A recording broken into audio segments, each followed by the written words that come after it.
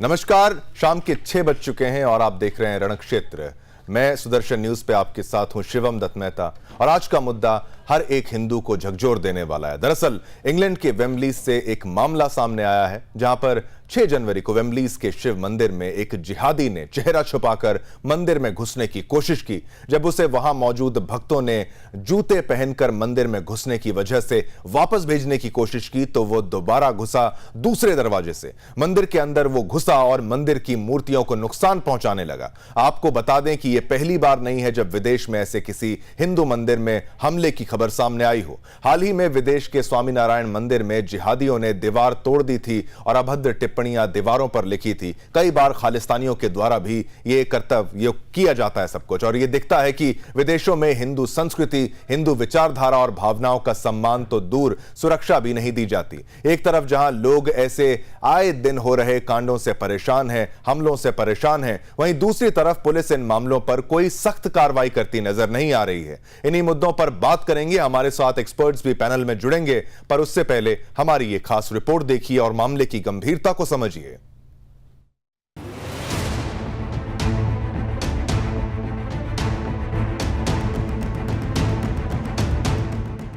England के Wembley में एक शिव मंदिर में परेशान करने वाला दृश्य देखने को मिला, जब काली हुडी पहने एक जिहादी पवित्र शिव मंदिर में घुस गया और अराजकता फैला दी। जिहादी हुडी और किताब के साथ मंदिर के अंदर आया और अपने जूते उतारे बिना शिव मंदिर में प्रवेश करने लगा, जिसके तुरंत बाद कर्मचारियों ने उसे आंतरिक गर्भगृह में प्रवेश करने से रोक दिया। हालांकि बदमाश जिहादी कुछ देर बाद दोबारा मंदिर परिसर में आ गया। उसने मुख्य प्रवेश द्वार से दूर मंदिर में प्रवेश किया, जहां देवताओं की कुछ मूर्तियां दर्शन के लिए रखी गई थी। वह व्यक्ति मंदिर क्षेत्र में घुस गया और लक्ष्मी जी की मूर्ति उठा ली। मंदिर के कर्मचारी मूर्ति को क्षतिग्रस्त होने से पहले ही वापस ले गए। बदमाश यही नहीं रुका, बल्कि अन्य मूर्तियों की ओर भागा। उसने नवग्रह की मूर्ति को नष्ट कर दिया और पीतल के दिए तोड़ दिए। पुलिस के आने तक कुछ भक्तों ने उसे जबरदस्ती पकड़कर रखा था, जिसके बाद भी जिहादी नहीं थमा और कुरान का पाठ करने लगा। पुलिस के पहुंचने पर जिहादी घुसपैठिए ने एक अधिकारी पर हमला किया और भागने की कोशिश की। वेम्बली मेट्रोपॉलिटन पुलिस ने बदमाश के खिलाफ एक अधिकारी पर हमला करने के आरोप के तहत मामला दर्ज किया, लेकिन मंदिर परिसर को नष्ट करने और संस्कृति का अपमान करने के आरोप में नहीं। बताया गया कि जिहादी युवक मंदिर के अंदर काफी अशांति पैदा कर रहा था। अधिकारियों ने भाग लिया और उस व्यक्ति को हिरासत में ले लिया। Bureau report, Sudarshan news.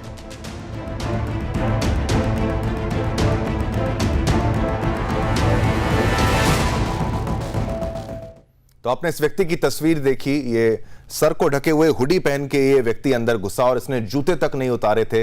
इसके अंदर कितनी घृणा, कितना द्वेष, कितना क्रोध भरा होगा और कितना द्वेष हिंदुओं के प्रति, हिंदू धर्म के प्रति इसका द्वेष देखिए, क्रोध देखिए। अंदर घुसता है, आराध्य मूर्तियों को जिनको पूजा जाता है अपने हाथों से ये नीचे फेंकने की कोशिश करता है, तोड़ने की कोशिश करता है। एक मूर्ति तो बचा ली जाती है, लेकिन नवग्रह की मूर्ति ये तोड़ देता है। साथ ही साथ वहां पर दियों को ये तोड़ता है। और भी नुकसान कर सकता था, कुछ भी कर सकता था, क्या पता इसके पास हथियार होते। लेकिन पुलिस ने कार्रवाई ये करी कि इसने पुलिस वाले पर जब हमला करने की कोशिश की, उससे बदतमीजी करी, तो कार्रवाई खाली वही बनी। और ये बार बार कुरान की आयतें पढ़ रहा था, ये भी इस पर आरोप लगा है। हमारे साथ तमाम एक्सपर्ट्स हैं, मैं चाहूंगा वो आपके टीवी पैनल पर वो भी आए ताकि चर्चा को हम यहां पर आगे बढ़ा सकें। मैं स्वागत करना चाहूंगा हमारे साथ हिंदू धर्मगुरु एच.एस. रावत जी यहां पर हमारे साथ हैं। बहुत बहुत धन्यवाद, आपने समय निकाला। हमारे साथ आसिफ हुसैन जी हैं, मुस्लिम स्कॉलर हैं, उन्होंने समय निकाला, आपका धन्यवाद। उसके साथ कमर आगा जी, विदेश मामलों के जानकार, वो भी हमारे साथ हैं। और भरत भूषण जी, प्रवक्ता वीएचपी से, वो भी हमारे साथ जुड़ चुके हैं। मामला धर्म से जुड़ा है और ये एक दोबारा कई बार ऐसी बात को देख चुका है, ऐसे हमलों को भारत देख चुका है, हिंदू विदेश में बैठ के देख चुके हैं। और ऐसे हमलों का बार बार होना, और मैं ये फिर से कहूंगा, ये कोई भारतीयों का भी मंदिर आप इसको ना कहिए, ये पूरे हिंदुओं का मंदिर था और उसका कोई लेना देना नहीं था अगर वो पॉलिटिकली मोटिवेटेड था, कुछ भी मोटिवेटेड था। एच.एस. रावत जी, फिर से शिव मंदिर पर हमला करना, जूते पहनकर अंदर जाना, मंदिर की मूर्तियों को तोड़ने का प्रयास करना, दियों को तोड़ने का प्रयास करना, क्या समझ में आता है आपको? उसके साथ साथ वो एक मुस्लिम लड़का है और वो पढ़ रहा था कुरान की आयतें, ये तमाम आरोप उस पर लगते हैं। क्या टिप्पणी रहेगी आपकी? एच.एस. रावत जी की आवाज। जैसे आप सीखोगे वैसे ही संस्कार आपको मिलते हैं। आपके जो टीचर्स होते हैं जो आपके मौलाना मौलवी होते हैं, जो आपको सिखाएंगे मदरसों में, जो कुरान की आयतें जो लिखी हैं उनमें 72 हूर हैं कि आप जितना काफिरों को नुकसान पहुंचा सकते हो, इनकी मूर्तियों को नुकसान पहुंचा सकते हो, जितना आप इनको कन्वर्ट कर सकते हो, मार सकते हो, हत्याएं कर सकते हो, आपको 72 हूर मिलेगी। और पूरे वर्ल्ड के अंदर एक ही कुरान चलती है और एक ही तरह की सारी चीजें सिखाई जाती हैं। उसी का ये दुष्परिणाम है कि बच्चों का ब्रेन वॉश होता है और उनको टेररिस्ट बनाया जाता है और दूसरे धर्म के ऊपर हमला करना सिखाया जाता है। हमारे यहाँ पर उल्टा है, हम यहाँ सिखाते हैं कि सबका भला करो, वसुधैव कुटुंबकम की हम नीति पे चलते हैं कि वैसे पूरा सबका अच्छा हो, सर्वे भवन्तु सुखिनः सर्वे सन्तु निरामया, हम उस नीति पे चलते हैं। तो ये जो इनको सिखाया गया, मदरसों में पढ़ाया गया, जो घृणा सिखाई गई, उसका ये परिणाम है। और ये यहाँ पर नहीं है, हर जगह पर है, पूरे विश्व के अंदर यही हाल है। तो यहाँ पर कहीं ना कहीं बच्चों को अच्छे संस्कार और अच्छे आचरण सिखाने की जरूरत है, नहीं तो इसी प्रकार के ये हमले करेंगे, आगे चल के इसी प्रकार के लोग बच्चे आतंकवादी बनते हैं, इनका ब्रेन वॉश कर दिया जाता है चंद पैसों के लिए और फिर बड़े बड़े हमले करने लग जाते हैं। ये तो मंदिर का हमला है, आगे चल के ये सुसाइड बम्बर बन जाएंगे, बम लेकर के मंदिर में बम फेंक देंगे, उस समय क्या होगा। तो अभी लोगों को जागृति पैदा हुई है, यूरोप में भी ये पता लगने लगा है कि जब उनके चर्चों पर हमले होने लगे, जब उनके मंदिरों में उनके जो विद्यालय हैं वहां पर गोलियां चलानी शुरू कर दी है, निर्दोषों को मारा जाने लगा है, टीचरों की गर्दनें काटनी शुरू कर दी है, तो उनको जागृति पैदा हो रही है। तो हम तो इसका शिकार बहुत पहले से हैं, हजारों वर्ष हम इसका शिकार हो रखे हैं। तो ये इनको जो सिखाया गया मदरसों में, जो इनकी बुद्धि भ्रष्ट की जाती है, उस बुद्धि भ्रष्ट का ये परिणाम है शिवम जी, जो ये करते हैं। कमर आगा जी विदेश मामलों के जानकार हैं, आप ज्यादा बेहतर समझते होंगे। इस पर एक पॉइंट ये भी लाने की कोशिश की गई है कि भारत का जो समर्थन था इजरायल को, वो एंगल भी वहां पर जो मौजूद थे स्टाफ, जब उनसे पूछा गया तो वो इशारा ये भी कर रहे हैं कि शायद ये भी हो सकता है। लेकिन मंदिर वो जो है वो श्रीलंकन कम्युनिटी से रिलेटेड वो मंदिर है, तमिल लोगों से रिलेटेड वो मंदिर है, उसमें ऐसे एक व्यक्ति का जाना, व्यक्ति तो क्या कहूंगा, 22 साल का ये जो लड़का है, इतनी घृणा होना, आपको क्या लगता है कहां से पूरा ये मोटिवेशन, ये ब्रेन वॉश करने की इनको ताकत मिलती है कि अंदर वो जाते हैं, वहां पर एक पीसफुल रिलीजन का, आप मैं नाम कहूं, हिंदू धर्म की मैं बात करूं, वहां पर ये जाता, ये मूर्तियों को तोड़ के साबित क्या करना चाहता था सर? ये अभी जिस जो हमसे पहले बोल रहे थे, उन्हीं ने, हिंदू धर्म गुरु है वो, बहुत सी बातें उन्हीं ने बताई। ये एक सही बात है कि ये एक घृणा और ये एक नफरत का माहौल फैला रखा है, कुछ ऐसे मदरसे हैं और ये बहुत बड़ी तादाद में हो गए हैं। ये केवल हिंदू धर्म के मंदिरों या पे अटैक नहीं कर रहे हैं, बल्कि ये मुसलमान धर्म के भी जो सूफी सेक्ट्स हैं उनके ऊपर भी इन्हीं अटैक किए हैं, पाकिस्तान में भी और इराक में भी, अफगानिस्तान में भी। फिर उसके अलावा यही नहीं बल्कि गुरुद्वारे को भी टारगेट किया है। तो ये एक विचारधारा है जो बहुत स्ट्रांग विचारधारा है। इसी विचारधारा के लोग आपको मिलेंगे लश्कर तैयबा, जैश मोहम्मद, और यही नहीं बल्कि आपको तालिबान, फिर उसके अलावा आपको वहां पे दाइश जिसको ISIS हम कहते हैं, उसकी बहुत सी विचारधारा। अफ्रीका के अंदर, नॉर्थ अफ्रीका के अंदर बहुत से ऐसे ग्रुप हैं, बोको हराम, फिर उसके अलावा एक लंबी लिस्ट है, मैं कहां तक नाम लूं। ये सारे जो हैं ये इनका एक ही मकसद है कि ये इनका बिलीव ये है कि हमें प्योर इस्लामिक स्टेट बनानी है, और वो इस्लामिक स्टेट इनका एक कंसेप्ट है जिसपे करते हैं। लेकिन मैं एक चीज बताना चाहूंगा, ये विचारधारा जो मेन विचारधारा है इस्लाम की, ये उससे जुड़े हुए नहीं है। ये सब सेक्ट है लेकिन ये बहुत पावरफुल हो चुके हैं। लेकिन ये है कि इनके एक अच्छी बात ये भी हुई है कि इनका जो इन्हीं ने तालिबान की हुकूमत बनाई थी, या इन्हीं ने वो बनाया था, क्या कहते हैं वहां पे दाइश इराक के अंदर, वो भी जिस तरीके की बनी मुसलमानों ने देखा फेल हो गई है। तो एक नई विचारधारा इमर्ज हो रही, कितना समय लगेगा ये कहने की मुश्किल नहीं। इसका जितना भी खंडन किया जाए कम है। मैं समझता हूँ मुसलमानों को सामने आना चाहिए और इसको आके बहुत ताकत के साथ जोर शोर से इसका खंडन करना चाहिए, चाहे शिव मंदिर हो या गुरुद्वारा हो, जो भी हो, एक रिलीजियस स्थान है। और फिर हिंदुस्तान में हम लोग बहुत आदर करते हैं, हम लोग मिलजुल के रहते हैं एक जमाने से, और ये तो आग भड़काने वाली बात हो रही है जो उन्हीं ने किया। मैं इसको बहुत खंडन करता हूं इसका। बिल्कुल बिल्कुल। आसिफ हुसैन मुस्लिम स्कॉलर भी हमारे साथ इस वक्त हैं। आसिफ जी, मैं आपसे ये पूछना चाहता हूं, इस तरीके का हमला अगर होना ही था तो एक मुस्लिम युवक के द्वारा होना, बार बार एक ऐसा कृत्य किया जाता है, ये तो आपके मजहब के खिलाफ ही जा रहा है ना सब कुछ। फिर आप कहेंगे कि भाई यहां पर हमें यहां पर टारगेट किया जा रहा है जानबूझकर। ये तस्वीरें आपको बयान करती हैं, किसी ने उस पर कोई मारपीट उसके साथ नहीं की। ऐसा अगर उल्टा अगर होता तो क्या हश होता इस व्यक्ति का किसी और धर्म से? चाहे वो गुरुद्वारे में ही जाता तो क्या वो बचता? हिंदू धर्म की आप ये महानता ही देखिए कि उसको केवल रोकने का प्रयास किया, उसकी मानसिक स्थिति को समझने का प्रयास करते रहे, लेकिन इस व्यक्ति की हिम्मत देखिए, इतनी घृणा कहां से भरी जा रही है, कब तक ये चलता रहेगा? आसिफ हुसैन जी,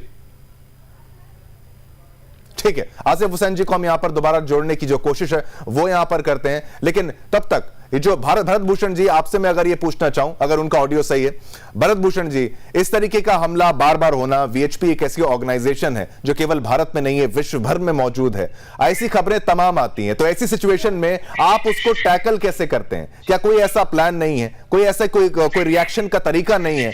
मंदिरों की हिफाजत की अगर बात की जाए तो उसके लेकर कोई ठोस कोई कार्रवाई करते क्यों नहीं है? कोई लोग बार बार ये कहते हैं कि भाई हिंदुओं ने वहां कुछ किया क्यों नहीं? करना क्या चाहिए? पहले, सबसे पहले तो सिक्योरिटी होनी चाहिए, इस लेवल की होनी चाहिए कि कोई दोबारा ऐसी गलती करने की सोचे भी तो ना। जी, बहुत बहुत धन्यवाद आपका। जैसा अभी रावत जी ने भी बताया था, और विश्व भर के अंदर सर्वे भवन्तु सुखना वाली संस्कृति, विश्व के कल्याण की बात करने वाली संस्कृति एकमात्र सनातन संस्कृति है, जो पूरे सिर्फ हिंदुस्तान में नहीं संपूर्ण विश्व के कल्याण की बात हम करते हैं।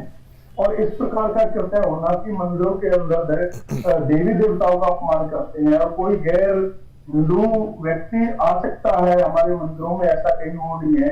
हम सब जगह ऐसा कोई प्रावधान हमने बनाया नहीं है कि कोई अन्य धर्म का, अन्य मजहब का व्यक्ति हमारे मंदिरों में प्रवेश नहीं कर सकता। लेकिन इस प्रकार के कृत्य जब देखने को सामने आते हैं तो फिर कहीं ना कहीं वो विचार सामने आता है कि मंदिरों की रक्षा सुरक्षा, हमारे विचार इस प्रकार से कोई भी युवक आता है और इस प्रकार का जो कृत्य करता है वो इतना घिनौना कृत्य है कि इसके बाद में लगता है कि जैसे हमारे देश के अंदर इस प्रकार का अगर कुछ कृत्य होता है तो उसके लिए संवैधानिक अधिकार यहाँ पर दिया गया है, और धार्मिक उन्माद फैलाने वाले व्यक्ति के खिलाफ और इस प्रकार का कृत्य करने वाले के खिलाफ में 295 और अन्य जो धाराओं में मामला दर्ज किया जाता है। लेकिन इंग्लैंड, ठीक है, ठीक है, धाराओं में मामला दर्ज करना, ये बिल्कुल बिल्कुल बिल्कुल सही बात है। आप कह रहे हैं यहां पर रिएक्शन क्या लिया जाना चाहिए। आसिफ हुसैन जी, फिर से एक खबर आती है, एक मंदिर पर हमला होता है और उसमें एक मुस्लिम युवक का नाम सामने आता है, तस्वीरें सामने आती है, वो आप ये बताइए मुझे क्यों बार बार एक मुस्लिम व्यक्ति का नाम सामने आना? फिर आप कहेंगे कि भाई यहां पर बदनाम करने की साजिश हमें की जाती है, टारगेट करने की साजिश की जाती है। मंदिर में वो व्यक्ति घुसता है, मूर्ति तोड़ने का प्रयास करता है, दूसरी एक तो वो नवग्रह मूर्ति को तोड़ भी देता है, वो वहां पर दियों को तोड़ता है, और भी कुछ कर सकता था वो। इतनी घृणा क्यों भरी जाती है? कहां से सीख के आते हैं? एच.एस. रावत जी ने कहा मदरसे वो कारण है, शायद वहां पर ऐसी शिक्षा दी जा रही है, ब्रेन वॉश किया जा रहा है। कमर आगा भी कह रहे हैं कुछ ऐसे तत्व ज्यादा बढ़ गए हैं जो ज्यादा ब्रेन वॉश कर रहे हैं। आपकी क्या राय है, कैसे रोका जा सकता है इनको? देखिए शिवम जी, सबसे पहले तो मैं आपको बता देना चाहता हूं कि इस तरह का कृत्य इस्लाम में जायज नहीं है। जो भी ये कर रहा है, अगर वो मुस्लिम है तो मुसलमान हो ही नहीं सकता। किसी भी धर्म के ऊपर आपत्तिजनक व्यवहार करना इस्लाम इसकी कतई इजाजत नहीं देता। और मैं एच.एस. रावत साहब की बात का खंडन करता हूं कि मदरसे इस तरह की किसी भी शिक्षा में इन्वॉल्व होते हैं। मदरसों में धार्मिक शिक्षा दी जाती है, और मैं ये कहता हूं कि ये कृत्य निंदनीय है। और उसी तरह एच.एस. रावत जी को जिस तरह मैं निंदा कर रहा हूँ, जब इस्लाम में कुरान को फाड़ा जाता है तो कुछ लोग जो धार्मिक उन्माद में हिंदुस्तान में उनके समर्थन में खड़े हो जाते हैं, उनकी भी निंदा करनी चाहिए। ये पैरेलल मामला है, चाहे वो कुरान का अनादर किया जाए या किसी मंदिर या चर्च का अनादर किया जाए। ठीक है, लेकिन इस मामले में आप कह रहे हैं कि जो व्यक्ति ऐसा काम करता है तो वो मुसलमान नहीं हो सकता? बिल्कुल नहीं हो सकता। तो आप ये अपील करिए ना, आप कहिए जितने भी संगठन हैं जो इस्लाम के नाम से, चाहे वो कहते हैं हम जिहाद लड़ रहे हैं, कितने आतंकवादी संगठन इस्लाम के नाम से यहां पर खड़े हैं, उन सभी से अपील करिए आपके द्वारा आसिफ हुसैन जी कि हम आपको इस्लाम का नहीं मानते, आपको इस्लाम से हम बेदखल करते हैं। आप ऐसा कहेंगे? बिल्कुल, जो भी इस्लाम के नाम पर नाजायज हत्याएं कर रहा है या धर्म विरुद्ध कार्य कर रहा है, वो लोग मुसलमान की श्रेणी में नहीं आते। हमारा आगा साहब मुझसे बेहतर जानते हैं। आप अगर कोई भी जो विदेश में जो भी जिहादी के नाम पर काम कर रहे हैं, जैसे ISIS है, उसका इस्लाम से कहीं कोई मतलब नहीं है।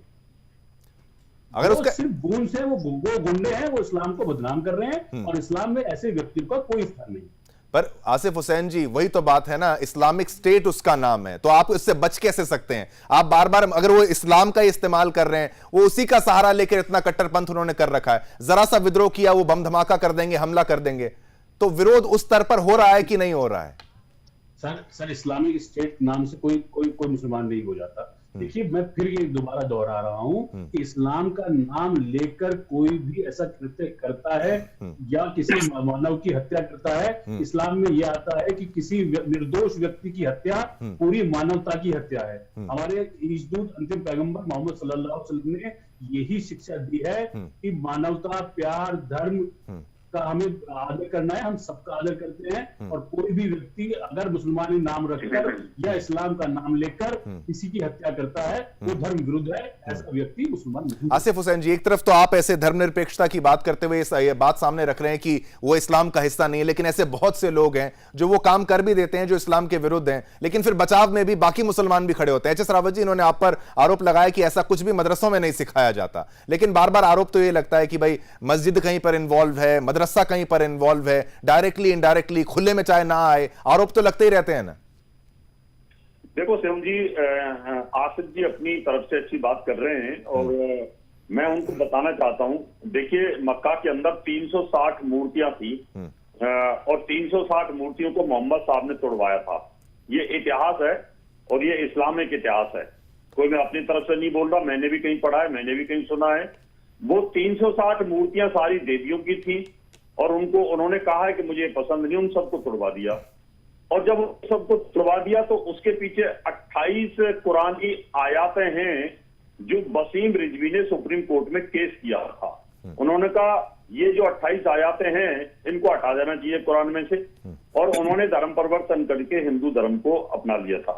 वो 28 आयातों के ऊपर भी वहां सऊदी अरब के जो प्रिंस हैं, क्राउन जो हैं, मोहम्मद साहब, उन्होंने भी ये कहा है कि भाई कुरान का दोबारा से इंटरप्रिटेशन होना चाहिए कि अगर कोई कमी है तो उसको ठीक किया जाए। हदीसों में कहीं पर भी ऐसी चीजें नहीं होनी चाहिए। अब ये जो चीजें हैं, मैं तो हिंदू धर्म गुरु हूं, मैं इन सब चीजों को तो जानता नहीं, मैंने भी कहीं से पढ़ा है, मैंने भी कहीं से सुना है, इस्लामिक इतिहास को पढ़ा है, उन कुरान की आयातों को भी पढ़ा है।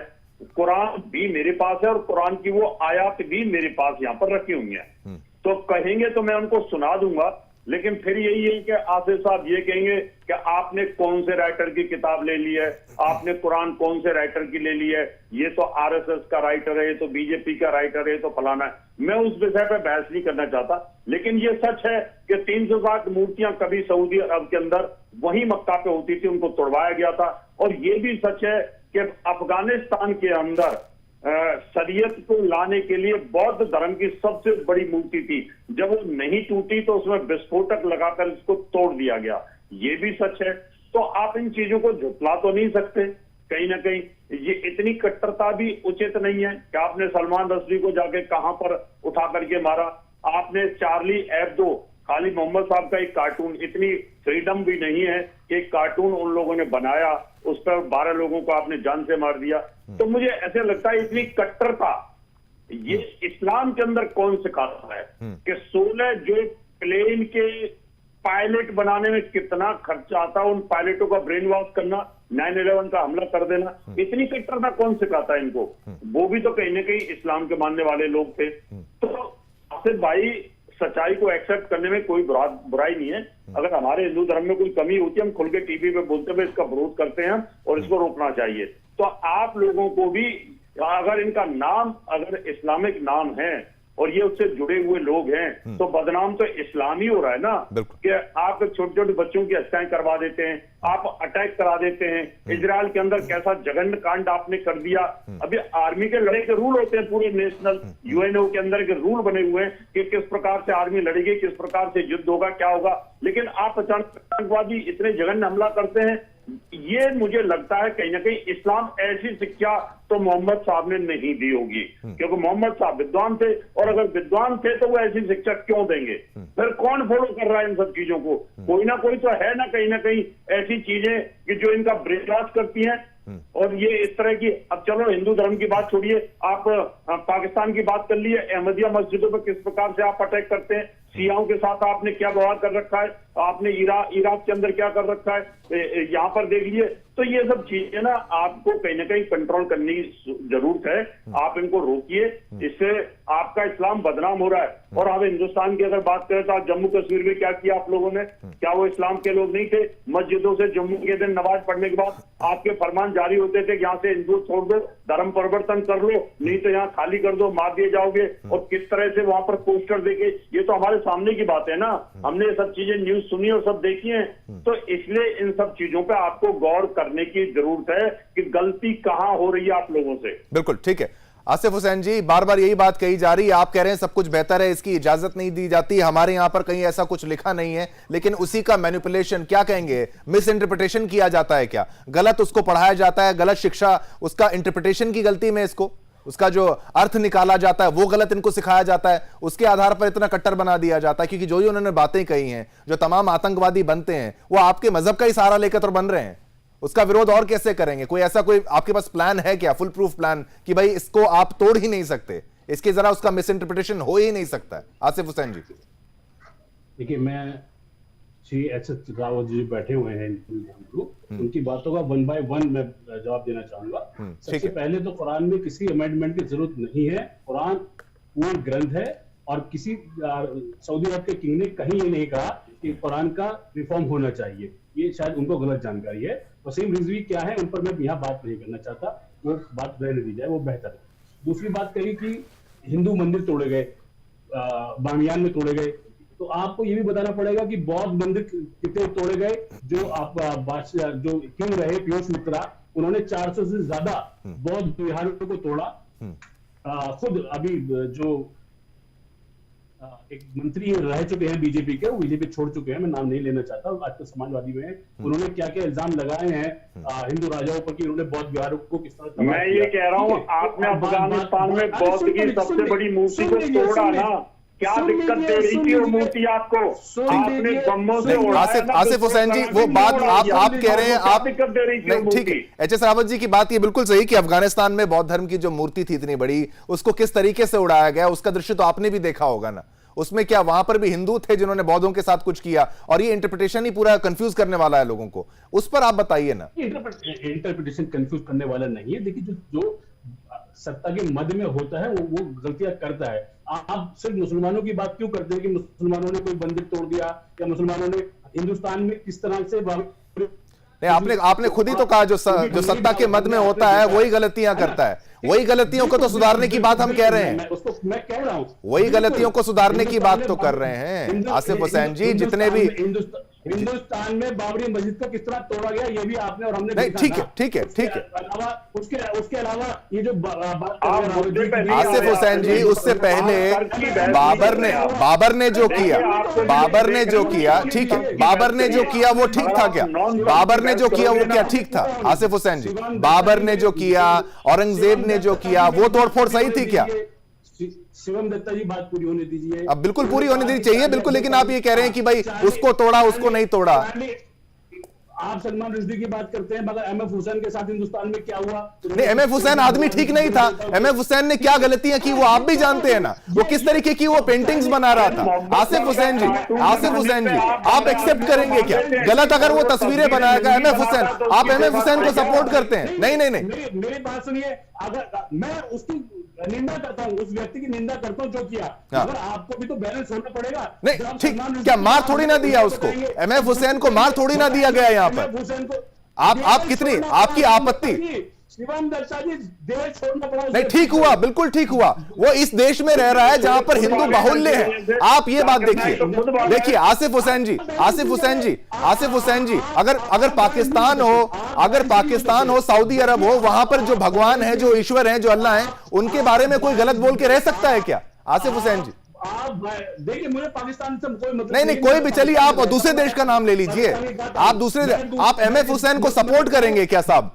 एमएफ हुसैन को सपोर्ट करेंगे? आप कह रहे हैं उसको निकाल दिया, ठीक तो किया उसके साथ। मैंने उदाहरण दिया, वो आपके धर्म को ही तो बदनाम, आपके मजहब को ही तो बदनाम कर रहा था। वो जिस तरीके के चित्र बना रहा था, वो पागल मानसिकता का व्यक्ति था, उसको निकाला, बिल्कुल ठीक किया। मैंने कहा कि मैं तो कह रहा हूं कि मैं उस व्यक्ति की कृत्य की निंदा करता हूं। तो फिर आप उसका उदाहरण दे रहे हैं। आपके पास हजारों लाखों उदाहरण हो सकते थे, आप एमएफ हुसैन का उदाहरण दे रहे हैं। नहीं ठीक है, आप सलमान रुश्दी को ले आएंगे, वो ठीक है। नहीं, मैं किसी को लाया, मैं किसी को नहीं लाया, आप एमएफ हुसैन को लेकर आए। आप जो बोलना चाहते हैं रावत जी को बोली। अरे शिवम भाई, रावत जी को ही बात में क्या कहते हैं, मैं रावत जी से ही नहीं बात कर रहा हूँ। आप जब सलमान रुश्दी को लेके आ रहे हैं तो ठीक, मैं एमएफ हुसैन को लेकर आ रहा हूँ तो आपको गलत लग रहा है। नहीं, गलत क्यों लग रहा है? जिस आदमी ने देखिए कृत्य क्या किया गया, कृत्य क्या किया गया, एमएफ हुसैन के द्वारा क्या किया गया, और उसको क्या यहां पर मार दिया गया क्या? उसके साथ कोई उसकी हत्या कर दी गई? कुछ नहीं किया गया, उसको देश से निकलना पड़ा। सलमान रुश्दी के साथ क्या कृत्य किया गया?